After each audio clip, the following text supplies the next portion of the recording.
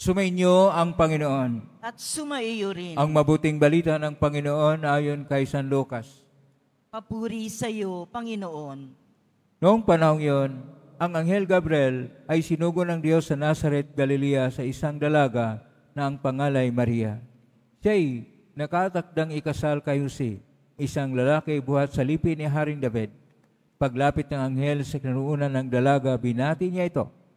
Matuwa ka, ikaw ay kalugod-lugod sa Diyos, wika niya. Sumasayo ang Panginoon. Nagulumihanan si Maria sa gayong pangusap at inisip niyang mabuti kung ano ang kahulugan yon. Kahit sinabi sa kanya ng anghel, huwag kang matakot, Maria, sapagkat kinalugdan ka ng Diyos. Makinig ka, ikaw ay maglilihi at manganak ng isang lalaki, siya ay tatawagin mong Jesus. Magiging dakila siya at tatawaging anak ng kataas-taasan. Ibibigay sa kanya ng Panginoong Diyos ang trono ng kanyang amang si David. Maghahari siya sa angkan ni Jacob magpakailanman, at ang kanyang paghahari ay walang hanggan. Paano mangyari ito ngayong ako'y dalaga? Tanong ni Maria.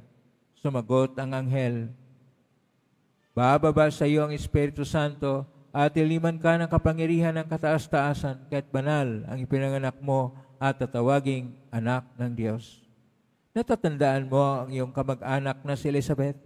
Alam ng lahat na siya'y baog, ngunit naglihi siya sa kabila ng kanyang katandaan.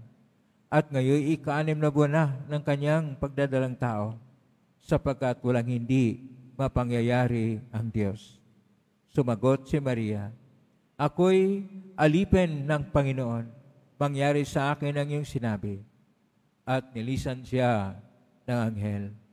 Ang mabuting balita ng Panginoon.